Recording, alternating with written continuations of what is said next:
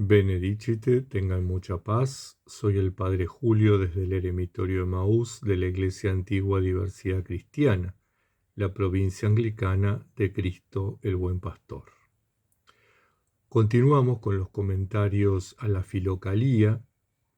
Habíamos iniciado la lectura comentada de las advertencias sobre la índole humana y la vida buena atribuidas al abad Antonio. Vamos hoy a leer y comentar los numerales 4, 5 y 6. Dice así: considera cómo la posesión de bienes y el uso de riquezas son solamente una ilusión efímera y reconoce que la vida virtuosa y grata a Dios es algo mejor que la riqueza. Si haces de este pensamiento una meditación convencida y lo guardas en tu memoria, no gritarás ni gemirás de dolor, no culparás a nadie, sino que por todo darás gracias a Dios, viendo que los que son peores que tú confían en la elocuencia y en las riquezas, porque la concupiscencia, la gloria y la ignorancia son las peores pasiones del alma.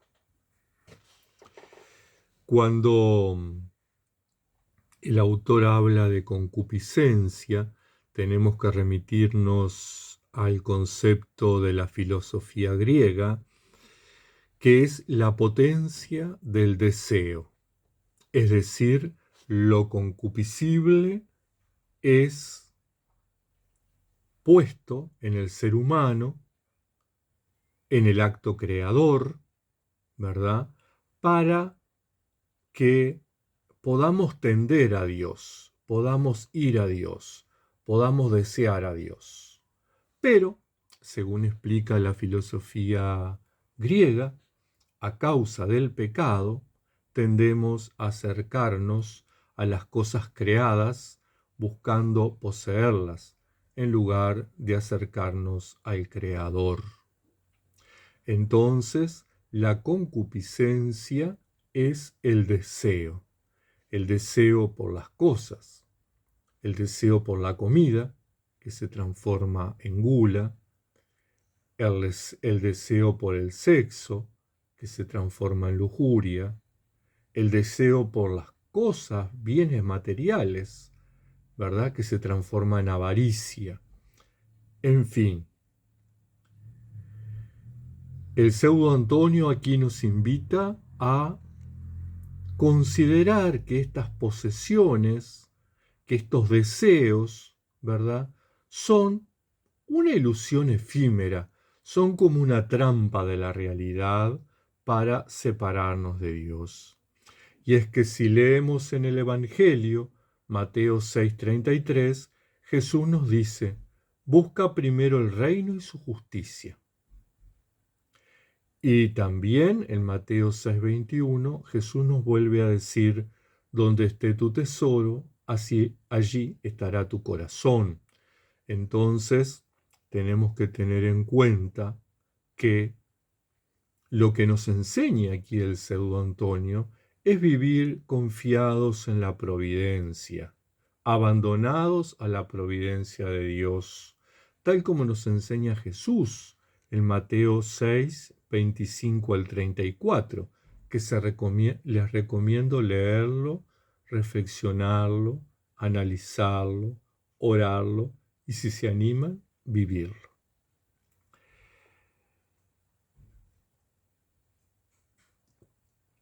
Este vivir abandonados a la providencia de Dios, es decir, renunciar a esta ilusión efímera de las riquezas, de las posesiones, es estar abiertos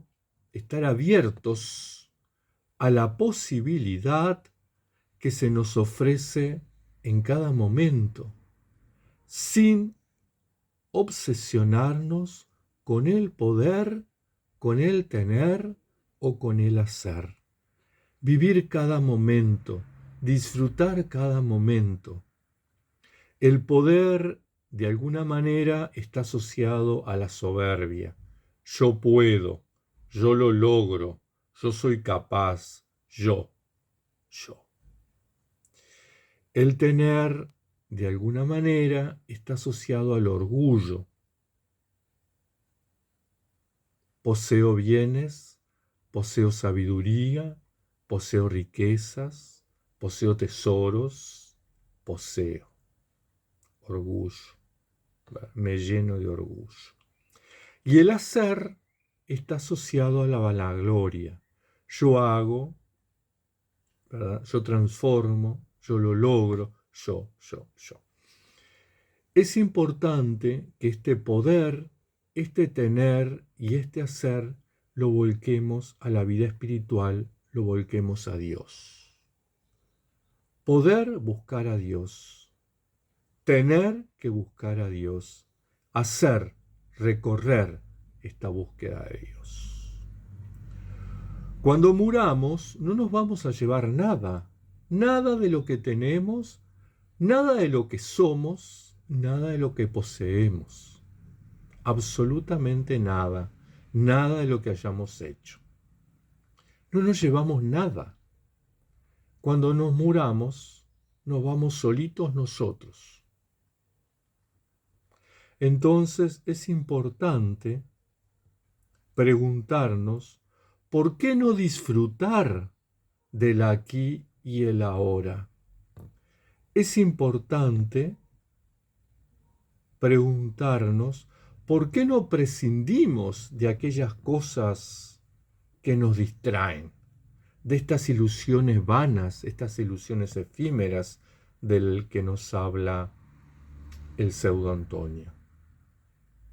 Es importante vivir agradecidos, agradecidos por el aquí y el ahora, agradecidos por lo que tenemos que nos ha dado la vida, agradecidos, como decía Violeta Parra, ¿verdad? Gracias a la vida que me ha dado tanto. Agradecidos por lo que somos, agradecidos por lo que tenemos, agradecidos por lo que hacemos. Poco o mucho, no importa. Pero vivirlo con gratitud, vivirlo con agradecimiento. Y sería bueno, por ahí, 2 ejercicios en torno a esta propuesta, a este consejo, esta recomendación del pseudo Antonio. En primer lugar, revisarnos a nosotros mismos. Hacer una lista, agarrar un papel y un lápiz y hacer una lista. Bueno, yo soy un poco viejo. Quienes quieran, agarren la computadora o el celular y escriben en el bloc de notas, ¿verdad? Yo, como buen viejo, papel y lápiz. Les sugiero entonces hacer un listado. ¿Qué cosas son ilusiones efímeras en nuestra vida? ¿Qué cosas me hacen perder el tiempo? ¿Atrás de qué cosas voy? Y por otro lado, hacer una lista de agradecimientos. ¿Qué cosas tengo que agradecer a la vida? Para muchos será la familia, los hijos, para otros será el haber conocido a determinadas personas o determinados lugares, para otros será el poder ver los colores, las formas, las imágenes, para otros será el poder escuchar los distintos sonidos, los sonidos de la ciudad, los sonidos del campo, los sonidos del silencio. Pero animarnos a hacer esa lista.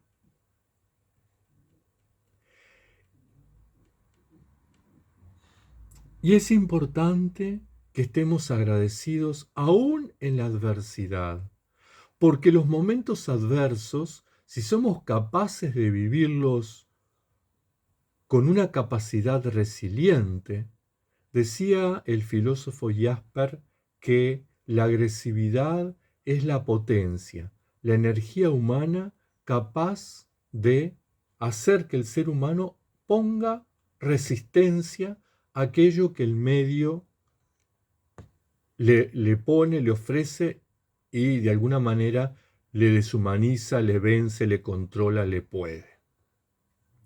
Entonces, la agresividad en cuanto potencia positiva, en cuanto a esa capacidad de decir, yo puedo salir adelante, yo puedo transformar esta situación, yo puedo vencer estos obstáculos, yo tengo que poder.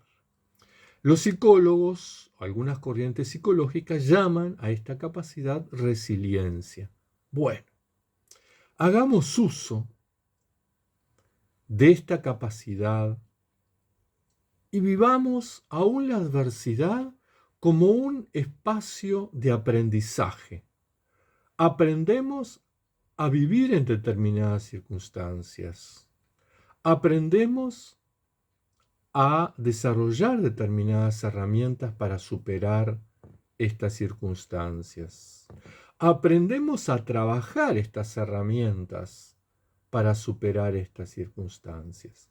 La adversidad puede servirnos como escuela de aprendizaje para ser mejores personas, mejores cristianos. Continúa el pseudo Antonio en el numeral 5. El hombre razonable, recordemos que razonable, habíamos dedicado el capítulo anterior, no significa, no tiene el mismo sentido que para nosotros hoy, sino que es quien se mete en sí mismo, quien es capaz de meterse en sí mismo, ¿verdad? El hombre razonable, dice, al meditar sobre cómo debe actuar, evalúa lo que le conviene y le beneficia, y ve cómo algunas cosas son buenas para su alma y la mejoran, mientras que otras le son extrañas. De este modo, él huye de lo que lo perjudica a su alma como realidad extraña y que es capaz de alejarlo de la inmortalidad. Razonable es quien se mete en sí mismo, quien entra en el hombre interior, en el corazón, no el órgano, sino el corazón del que habla San Pablo, ¿verdad? El hombre interior. Buscando, por un lado, el discernimiento entre el bien y el mal. Por otro lado, practicando lo que es bueno. Y por otro lado, haciendo todo con gratitud y respeto a Dios. Y estos tres elementos, estas tres recomendaciones son fundamentales. Necesitamos discernir entre lo que está bien y lo que está mal, porque ahí se juega nuestra libertad. Ahí está el centro de la decisión. ¿Elegimos el bien o elegimos el mal? ¿Elegimos la luz o elegimos la oscuridad?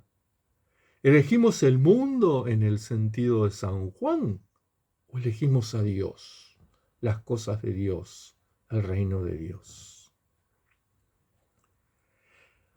Practicar lo que es bueno, pero lo que es bueno para el Dios, es decir, practicar aquello que Jesús nos enseñó, que Jesús nos dijo, que nos marcó como el camino para la perfección. No aquello que a nosotros nos parece bueno, que a nosotros nos parece lindo, que a nosotros nos gusta. No aquello que nos vende el mundo, la sociedad, la cultura como bueno. No, lo que el Evangelio nos dice que es bueno, porque nosotros ante todo somos discípulos de Jesús. Y hacerlo todo con gratitud, agradecidos, con respeto a Dios.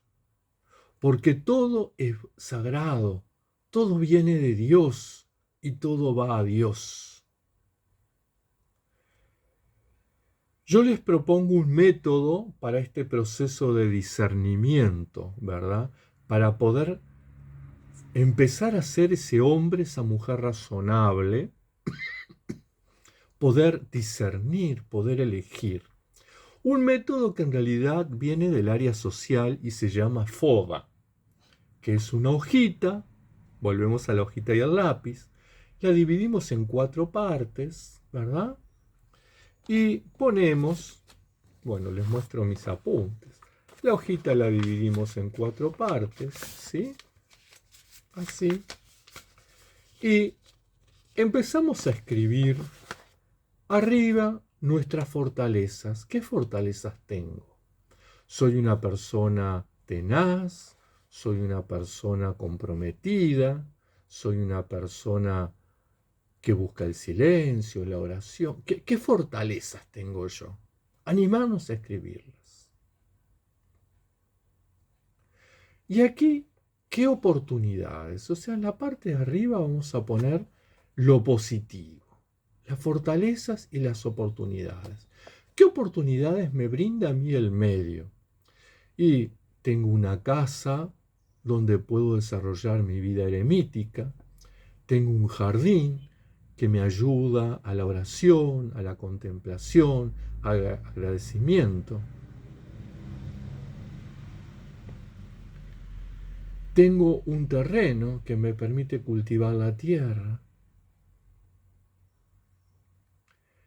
Tengo la posibilidad de formarme en Biblia, en historia de la iglesia.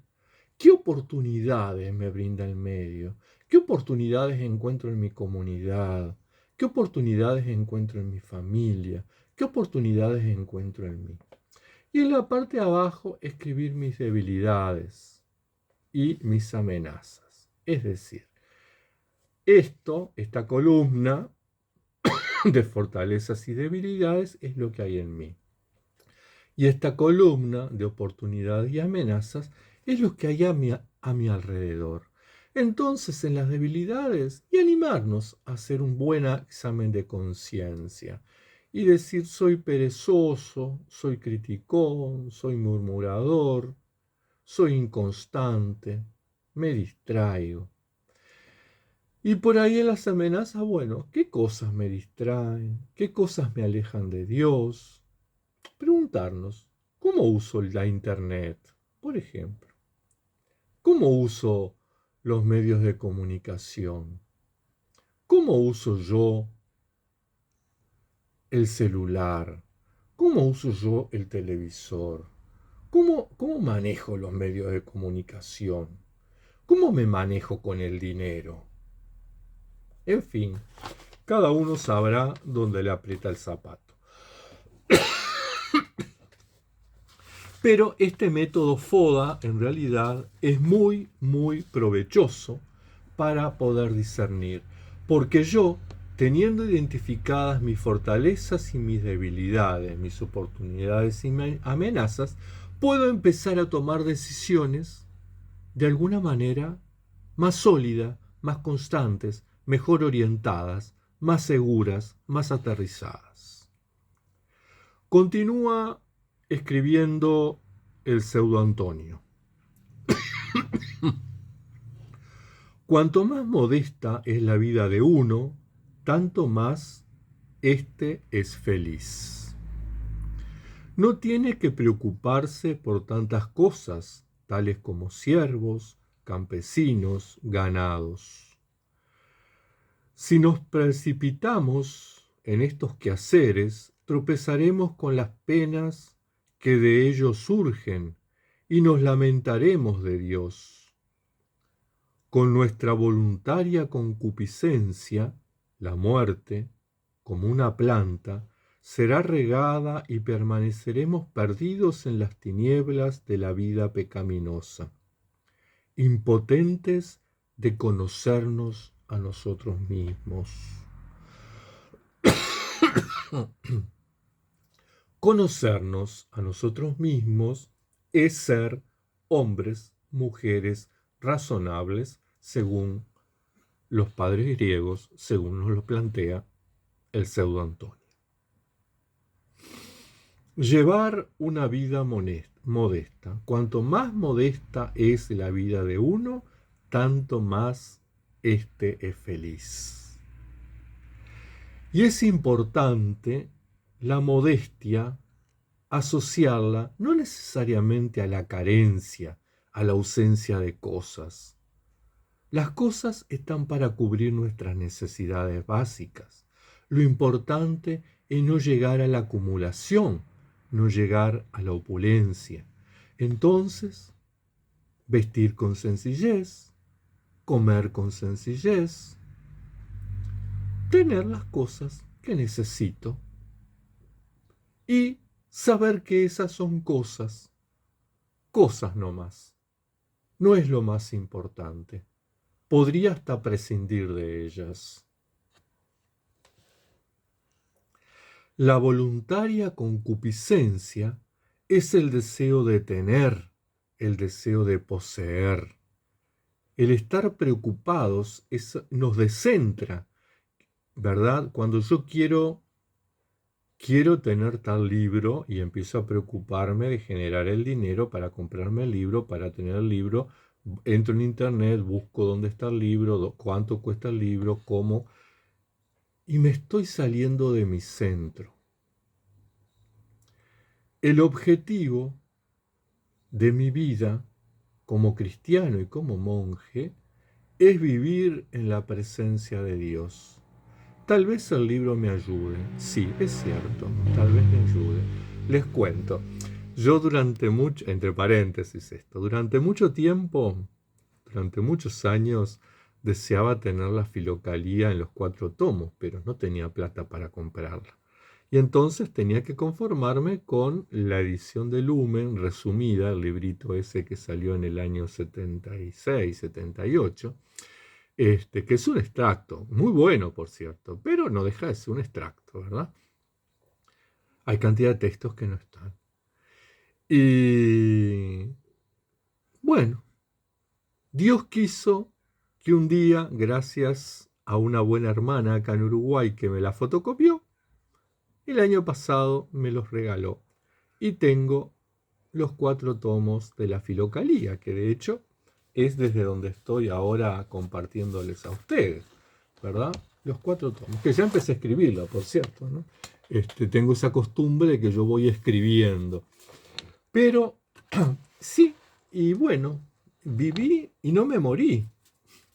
No me morí porque estuve 40 años sin tener la Filocalía completa, ¿verdad? No, pude leerla, pude reflexionar, pude analizar los textos que tenía. Es importante que podamos vivir con libertad, vivir de una forma modesta, sencilla y sobria. Y les confieso que yo durante muchos años viví, o durante mucho tiempo, no sé si muchos años, pero muchos meses estaba como preocupado, estaba como encaprichado, ¿verdad? Estaba como, yo quiero tener este libro, yo quiero tener esta obra, es fundamental, y justificaba mi vida espiritual, mi oración, una cantidad de cosas para tener el libro. Y en realidad, nada de eso era cierto.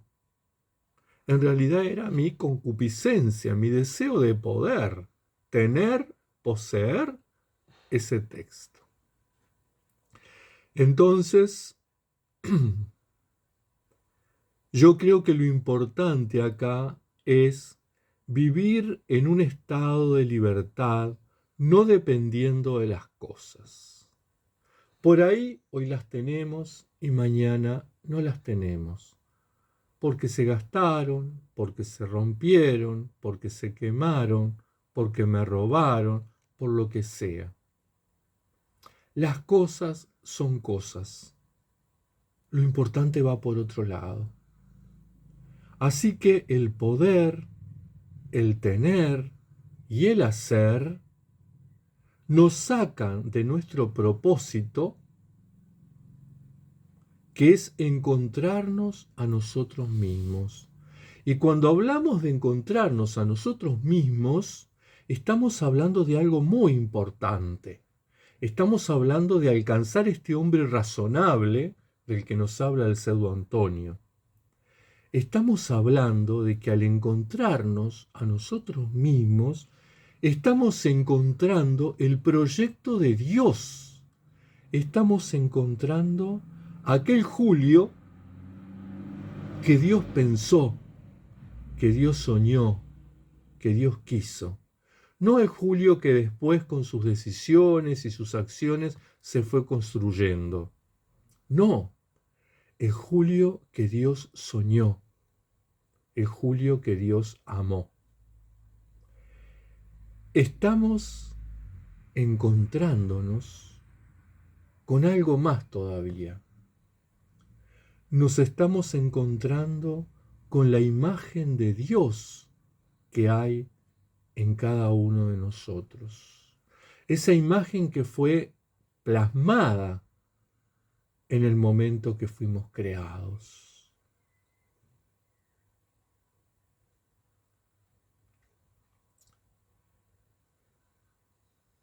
Y al encontrarnos con nosotros mismos, reconocemos la obra creadora de Dios. Experimentamos el encuentro profundo con la divinidad. Dice Jesús en Lucas 17, versículos 20 al 22, el reino de Dios está dentro de ustedes. Y el reino de Dios no es otra cosa que esa presencia de Dios en nosotros. Orígenes, padre de la Iglesia, en los siglos segundo y tercero, escribía que Jesucristo es la Basilea de Dios. Basilea en griego es reino. Jesucristo es el reino de Dios. Jesucristo es el reinado de Dios en nosotros. Si tenemos a Jesucristo en nuestro corazón, Dios está reinando en nosotros, está gobernando nuestra vida. Y tener a Jesús en el interior, en el corazón, es lo más grande, lo más importante que nos puede pasar. El corazón no tenemos que entenderlo como el órgano, ¿verdad? Sino que tenemos que considerarlo en el marco de la antropología bíblica como el centro del ser humano, el meollo, el principio determinante de las elecciones y de los deseos, de los sentimientos y de los pensamientos, de las emociones. Mateo en 15:19 dice: del corazón salen malos pensamientos, homicidios, adulterios, prostituciones, hurtos, falsos testimonios, blasfemias. Volvemos al discernimiento. Saber discernir es lo que nos impide tomar estas malas decisiones. Por eso, el corazón tiene que estar purificado. Es importante la guarda o la custodia del corazón, de este centro del ser humano. El discernimiento, la purificación, son las herramientas para que del corazón salga todo aquello que es producto de la experiencia del encuentro con el Señor Jesucristo y que no es otra cosa que los valores que nos transmite el Evangelio. Tal vez aquí otro ejercicio de papel y lápiz y poder poner por escrito de qué tenemos que despojarnos para llevar una vida modesta, una vida sobria, una vida sencilla, una vida simple. Cosas materiales y cosas no tan materiales a veces, ¿no? Como los afectos, como los deseos, como los proyectos, ¿verdad? Que no está mal proyectarse, pero no podemos perder la vida en los proyectos. Tenemos que concretarlos. ¿Qué nos impide llevar esta vida modesta? Hermanos, hermanas, con estos pensamientos, con estas enseñanzas atribuidas al abad Antonio, les dejo hasta la próxima semana. Que la Madre de Dios les acompañe, les proteja y les bendiga hasta el próximo encuentro.